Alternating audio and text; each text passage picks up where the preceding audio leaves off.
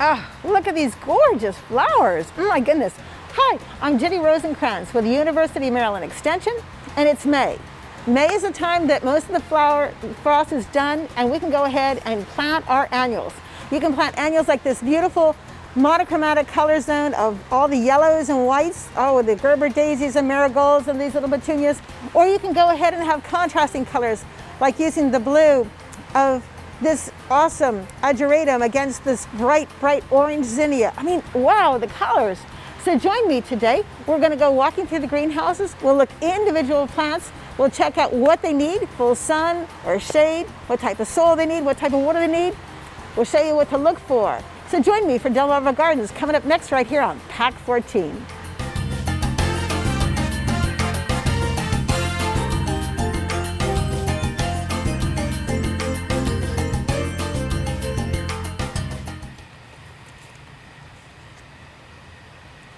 You know, it doesn't matter the size of the flower. All that matters is what you want to do with it and where you're going to have it. This is a really cool plant. This is Murads Pink, and this is a full sun plant. This is the kind of plant you can plant, and it's going to give you a lot of different color. It's a low ground cover. Always read the tags. And this one says fall interest, which is nice. So that means it's spring, summer, and fall. And you don't have to deadhead. That's a savers. And that basically, it just grows and blooms all summer long. That's the beauty of all of these annuals, is that they bloom all summer long. So you can have something like this little teeny lobelia that will cascade down and give beautiful color. Look at the color of that. You see that and then you think, well, does that really look like it? Well, take a look at the little flowers. Aren't they adorable? And look, there's a zillion of them. And that's the thing about annual flowers. You usually have a zillion flowers. So we have these. This is a really cool plant here. This is called Sweet Alyssum. Now this loves cool weather, so it's great in the springtime, does okay in the summer. Sometimes it kind of, hunkers down a little bit, but then again in the fall it comes roaring back. But this is what pollinators and a lot of the beneficials absolutely love. It's called Sweet Alyssum because it's really, really sweet. Oh my goodness, I love it, I love it, love it. Okay, now when you're buying something at this store this time of year, sometimes you'll think, oh, well, that's a little teeny plant, it's never going to get any bigger. Well, this is a type of Angelonia. Sometimes it's called the summer snapdragon. And this can actually be a very tall plant, which is kind of fun. So what you need to do is you need to see what color you want. This is a dark purple, really pretty. This will handle any kind of hot sun. It's very drought tolerant, but it blooms better if you fertilize at least once. And then it blooms all summer long. Just a gorgeous plant. The reason why they call it a summer snapdragon is snapdragons actually bloom in the early springtime, and then they kind of hunker down until fall, and then they bloom again in the fall. But these guys bloom all summer long. Awesome, awesome. Now this is a cool plant right here. This is called a fan flower. And if you take a look at it, the flower is a half of a flower. Isn't that cool? One half of the flower. And so this is called whirligig blue. This again is a great cascading plant. So I think this would be fun to play with also. Lots of fun. These little guys right here, oh my gosh, aren't they fabulous? These are verbena, and they come in lots of different colors, but this is perfect for pollinators because the pollinator can go ahead and land right here and then have all these flowers. So they start blooming on the outside and then continue to bloom on the inside. And when this is done, more flowers. So you have this one in full bloom, and then look at this little guy. He's ready to get started. So this is the sort of thing you want to look for if you're putting together containers or if you want to have a ground cover. This would be a fabulous ground cover. And really, it would bloom nicely in the full sun, thriving. And here it comes in this sort of cool coral color. Look at the different colors of this. Isn't that gorgeous? I love it. These are so pretty. Now, I love having these two together, and they just did it just so that it would be easier to sell. But anytime you have something in the coral color and the purple color, the two colors together really, really complement each other. They make them, wow, pop. So that's kind of neat. This one right here is a type of super petunia, which means that it doesn't need to be deadheaded. Usually the petunias would grow and you'd have to pinch off all the flowers. This one doesn't. So you still have the soft, this velvety feeling foliage, the bright iridescent colors, but it's just gorgeous. It's just gorgeous. And no care, that's what I go for. Come on down, there's a lot more. You can go ahead and use it with white, but look at this. If you paired this one with this one, this is the fun part of working with flowers. Look at those colors together. Isn't that neat? So you can do all kinds of fun stuff with that. If you decided to go ahead and use a little bit of a change, you could go with this bubblegum pink and the lavender too. You could do that. That would be fun. Now, the other thing that they've done is they've got smaller, they look like petunias, but they're much, much smaller. And so these guys right here are also called super petunias, but it's a smaller one. This is a raspberry rush. Isn't that neat? Smaller flowers, more dainty. Again, you can see this one is starting to die back, but you don't have to deadhead it. It will dry off and fall off without you having to do any of the work. Perfect, absolutely perfect. So you have the raspberry, you have, this one is a raspberry also. Oh, there's so many colors. Now I wanted to share this one. This is a new color, and this is also a proven winner, super petunia, but this is called honey. Look at the colors there, aren't they amazing? So honey has little hints of blush, little hints of yellows, and creams in there too. So it just, you know, whatever color combination that your heart desires, you can find in flowers, and just, that's your palette. Go ahead and draw with it. Plant like your ground covers, your containers, just have fun with it. Let's see, oh, okay. A lot of people ask me, pollinators, how do I get them to come? Anytime you have a daisy-like flower like this is the type of flower to get for a lot of the pollinators. And this one is called Pure White Butterfly. And that's kind of like, hello, this is really good for pollinators. So this little daisy hasn't opened yet, but when it does, these petals right here, the white ones, are sterile. But what there are is they're there so that the pollinator can go ahead and say, oh, look, flowers here. They land on the white petals, and then the yellow center is a smorgasbord of yummy, yummy flowers. So that's cool. Oh, here's another one. This is called Bidens. And Bidens are a really neat little plant, really low growing, but look at the flower. Again, that's where the pollinator can go ahead, land on here, and these are all the flowers right here that are fertile, and these are sterile, but then they show off really, really well. And look, we actually have a bee visiting the flowers. This is so cool. So these are really good, full sun, very, very drought tolerant, perfect for summer, especially on the shore where we have so much sandy soils. And the pollinators just love them. Moving on down, you have all the little tiny, little smaller ones, like these little ones, bright colors here. This is a really pretty one. This is Tropical Sunrise. This one is Rising Star, just really pretty colors. You can get darker, you know, more bold colors if you want.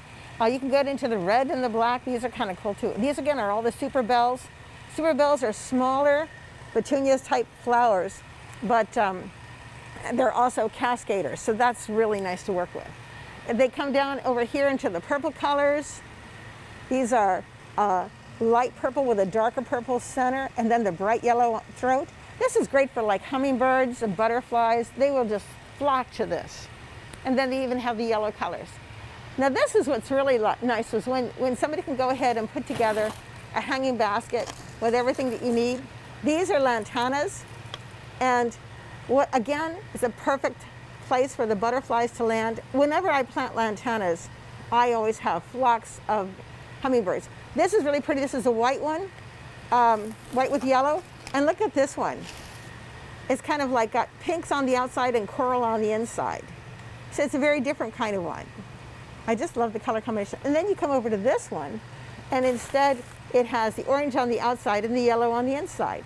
So there's so many different lantanas. Now lantanas have a funny smell to them, but the pollinators never seem to mind that at all, which is kind of fun. So let me go ahead and share some herbs with you, because they still have herbs in a lot of greenhouses, and now is a great time to buy them. Most herbs are, well, some herbs are annuals and some herbs are perennials. And let's go take a look at them and I can talk about them. Now herbs, like I said, some of them are annual and some of them are perennial, but all of them are so much fun to have. A lot of them, well no, I should say all of them actually bring a lot of pollinators into your gardens. And it depends on when they bloom. So these are chives. And chives are like a little oniony, garlicky thing. And when they bloom, they have a ball of flowers that are made of little teeny stars. And some of them, like for instance, the garlic ones are white flowers, and the oniony ones are more blue. When you decide to go ahead and harvest this though, a lot of people say, well, let me just go ahead and pull it up and cut it like this. No, you don't need that. So what you want to do is go down, pull it off right about here, and then wash that off, and then go ahead and chop that whole thing off. And that's all you need to do, which is, oh my goodness, that is definitely oniony. Okay, here's a peppermint one. Oh, I love peppermint. Now peppermints, you want to make sure you plant these so that they can have their own container. Sometimes you can plant the container in the ground. So to take some of the, take the bottom out of the container, plant it in the ground, and a little bit high off the ground so that it can cascade a little bit, but you don't want it to get on the ground, because when mint gets growing, oh my goodness, it gets growing. But this is a peppermint, so it's called a twisted peppermint, which is really cool. We go a little further down. This is a type of mint also. This is a mojito cocktail mint. And notice that the leaf is different. Let me go ahead and get a leaf from here and a leaf from over here. The twisted peppermint is a smaller leaf, where the mojito is a much larger leaf. So it just shows you that even though these are all mints, there are still a lot of differences in the smell and the taste of them. So when you're out shopping for mints or any of the herbs, it's not a bad idea to take just a teeny piece of a leaf, just to see if it's what you want, which I think is a good idea. And here's parsley. They have the flat parsley, and I think they might even have curly parsley here too. Now, I have some parsley at home from last year, and I'm going to allow that to go to seed. This is a biannual, so that means that the parsley that I have at home right now, the foliage is sending all the energy down into the roots so that the new flowers can kind of come up and they'll bloom. So right now, my parsley has absolutely no flavor at all, because, like I said, all the energy is going down into the ground, so it's going to make it bloom. So that's why I always buy fresh parsley every year. Now, when you buy parsley, it is a favorite of the swallowtail butterfly, and they will lay their eggs on the underside of the leaves. And when the caterpillars hatch, they will devour your parsley. So I always tell people, buy at least 3 to 5 parsley, and make sure that you save at least one for you every now and then. And it's okay to go ahead and pick a leaf, and if you find little caterpillars on them, take the caterpillars and put them on other parsley plants. That's a good idea. This one right here is so cool. This is a rosemary. Oh, it smells so good. And when this blooms, it blooms early in the fall. Sometimes it blooms in the winter time, and really early in the springtime. Okay, oh, tarragon. Now, tarragon is the type of, it is actually a perennial, but it's a tender perennial, which means you have to bring it indoors every winter. But this makes a wonderful sauces and that kind of stuff. It has a wonderful flavor to it. Really cool. And here we get down to, this is Mediterranean Greek oregano. This kind of covers the ground as a ground cover. It's great on pizzas, let me tell you. And here, oh, I love the foliage of this. Now this is sage. Isn't that gorgeous? And it has a nice fuzzy look. You know, the other nice thing about all of these herbs is that the deer do not like them. First of all, with this one right here, the deer don't like sage because the leaf is fuzzy, and they don't like to eat the fuzzy stuff. It's just like, no, that's not what I want. So it's just, but I think more so it's all the essential oils in here that the deer go, I'm not eating that stuff. And here's some thyme. I like this one. It's called Thyme for Everything Thyme. And little teeny foliage. When you're going to harvest this, the best thing to do is to, let's see now, let's go ahead and do one. You take a stem. Oh, there we go. And then when you're ready to go ahead and use the foliage, you can go ahead and grab it here and just pull it all down like this. And there you have all the little leaves that you need. And that's fresh thyme. Wow, it is fabulous, really fabulous. Now this one right here is a Thai basil. And this has a licorice flavor to it. But look at the purple flowers, aren't they gorgeous? And so this will bloom all summer long. So this is the Thai basil with licorice color, flavor. And then this is our regular basil. So this is the Italian basil here, and this is the leafy Italian basil. So even the basils now are coming up with different colors and different shapes. This is the traditional one right here. Great for slicing and adding to tomatoes and mozzarella. Delicious. Love it, love it, love it. More oregano, more thyme, more basil. Oh my goodness. So definitely look for the herbs, because now is the time to go ahead and plant them. I've noticed that my thyme does not overwinter as well as I'd like it to, but and the basil, oh my goodness, basil is definitely an annual. But a lot of these are very, very tolerant and will grow year after year after year. So just kind of make sure you have a full sun area, you have really, really, really good drainage, soil drainage. And if you don't, make a raised beds or grow them in containers, pretty containers, and let them just kind of grow full sun. They'll be happy as can be. So I'm going to show you a couple more full sun plants real quick, and then we're going to go to a different greenhouse. These are portulacas, and I love these because with our sandy soils, these guys need full sun and dry soil, and when the sun comes up, the flowers open, and when the sun goes down, the flowers close. But you can still go ahead and find what you want right here. And the other thing that they have, oh, and butterflies, hummingbirds love them, is marigolds. Marigolds are, especially these small ones, are really, really easy to grow. This kind is real perfectly for all the pollinators because it has an open face and the pollinators can actually get down into the flowers. Okay, let's check out some more flowers. Now there's a couple of different types of zinnias. This is the profusion one. It's more of a landscape zinnia. So it has smaller flowers, but it's more compact, and it will go ahead and just sort of like grow all over the place, which is fabulous. This one is a regular zinnia, like a cut and come again kind of zinnia. And it's just, the flower is large, and then you do have to deadhead these, but then it will continue to have more flowers. See down here and up here, here's where the flowers are, and they're gonna come up real soon. One thing I forgot to mention earlier, because you know I've got into the flowers, but whenever you buy a plant, you're not just buying the top of the plant. You should go ahead every now and then and turn the plant over, take a look at the root system. You want to see lots of roots. You want to go ahead and pick it out of the container and have it held together by the roots. And that's beautiful. When you actually plant it, you want to go ahead and hold it here and here and break it apart. Break it this way. And I'm not going to do it now because I'm not buying this one. But, and down here, see how these are kind of like gathering here and here? You want to go ahead and get those roots out of that area so that they learn how to grow in your soil, in your garden. So let's go on to, oh, with zinnias, again, the hummingbirds, butterflies, absolutely love this, and a lot of the bees do too, because when you take a look at that flower, isn't that gorgeous? And you have all of these ray petals that are sterile, but they're great perchapons for a little critter to land here and then just have a feast on the inside. And that pink one is, oh, fabulous. You gotta love it. Okay, down over here.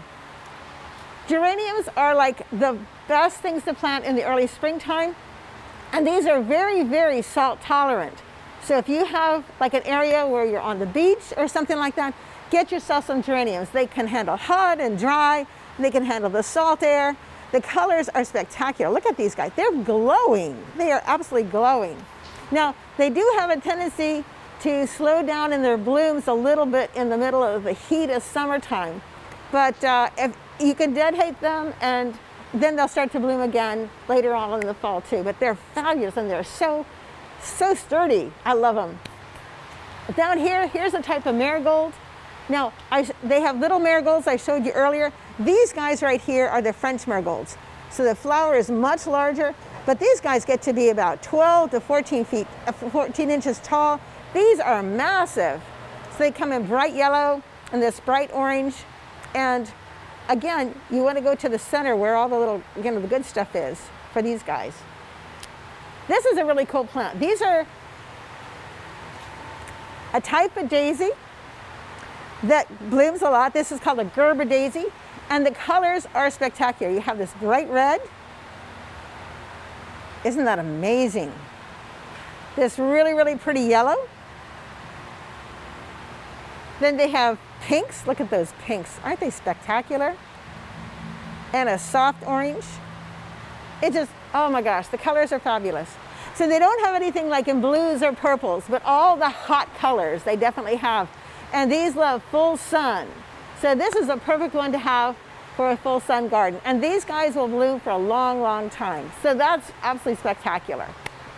Let's go down to another side of the greenhouse and see some more beautiful plants. Oh, I'm in my glory.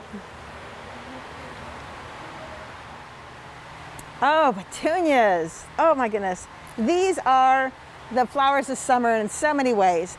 These are trailing petunias, which means if you plant them in a container, they cascade down on the container.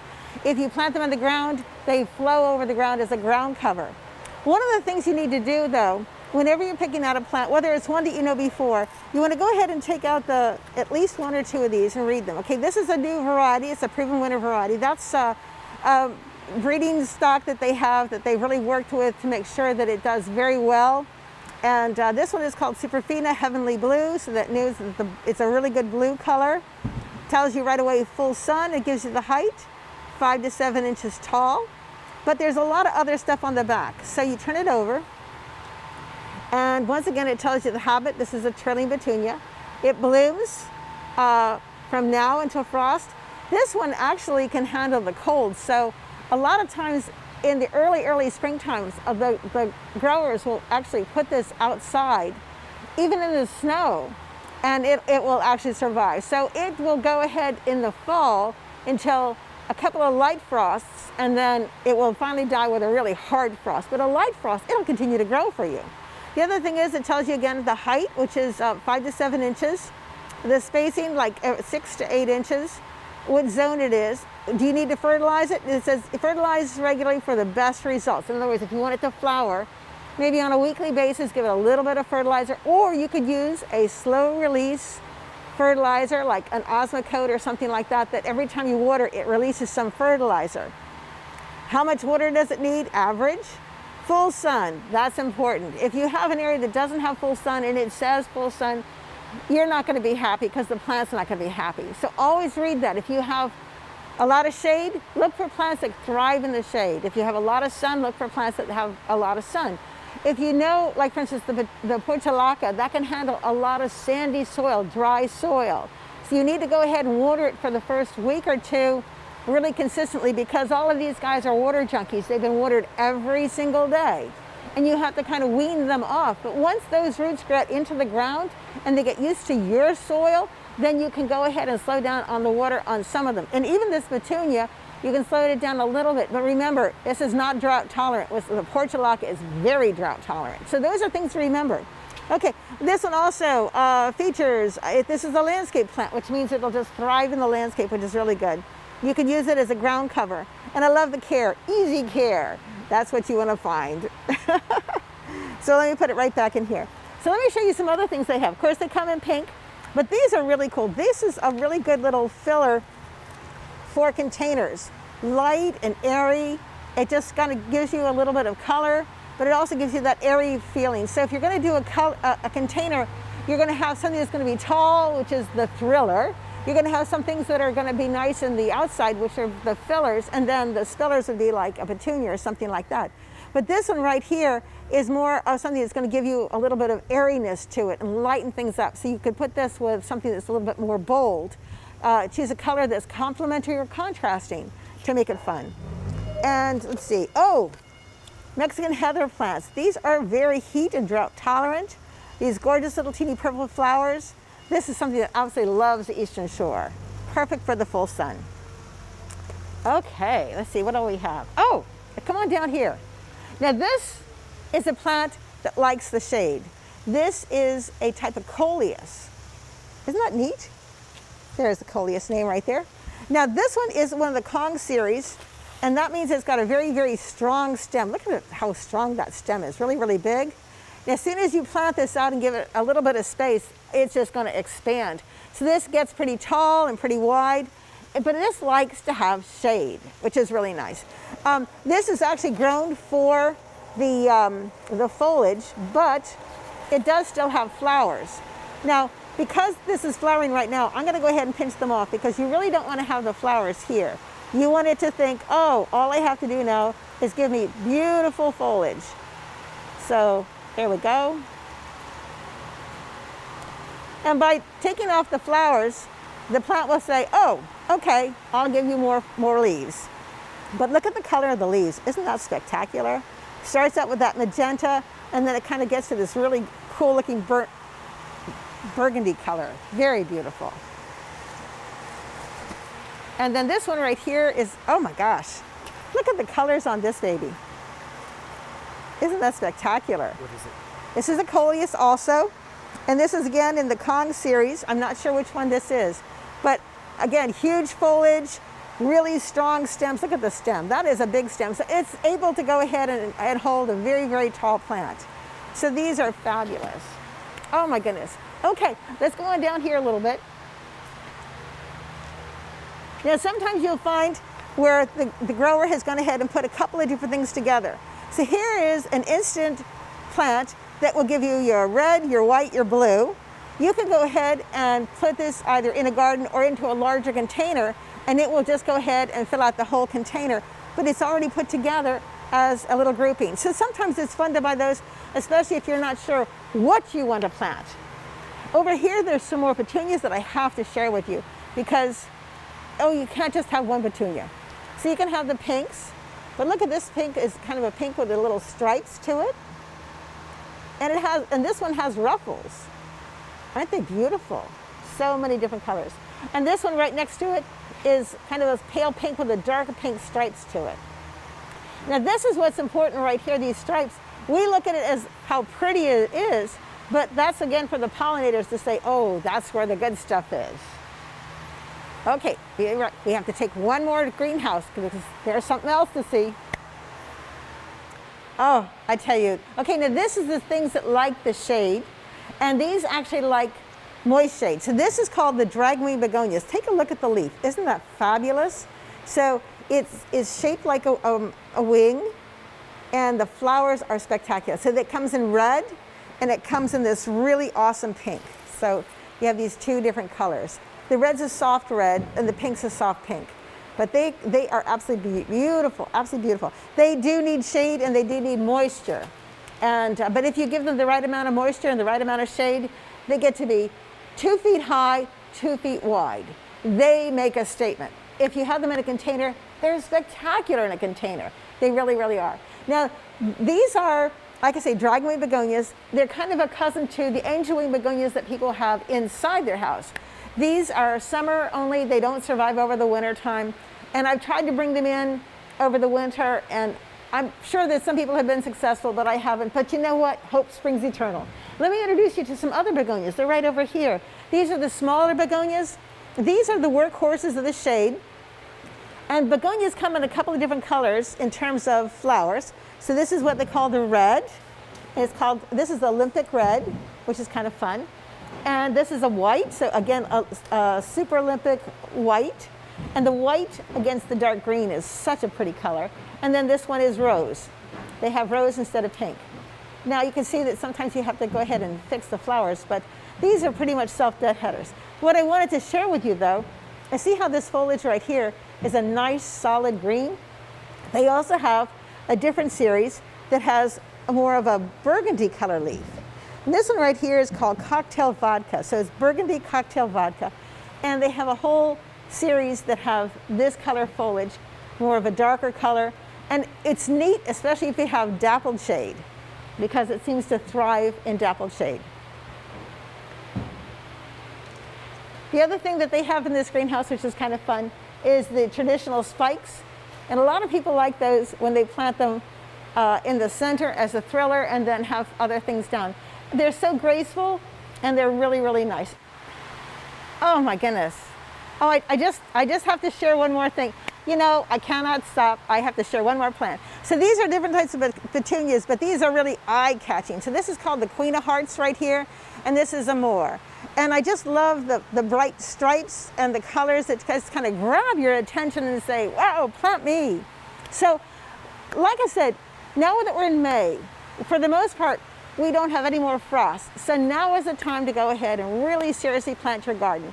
Things like tomatoes can be planted. Things like your petunias can be planted. All the marigolds, all the wonderful sun and shade lover plants. And your herbs, go ahead and plant them now so that your garden will be thriving and gorgeous all summer long. And you'll enjoy it. I hope you enjoyed the tour of the greenhouses here too with me. And thank you for joining me for Delmarva Gardens right here on Pack 14.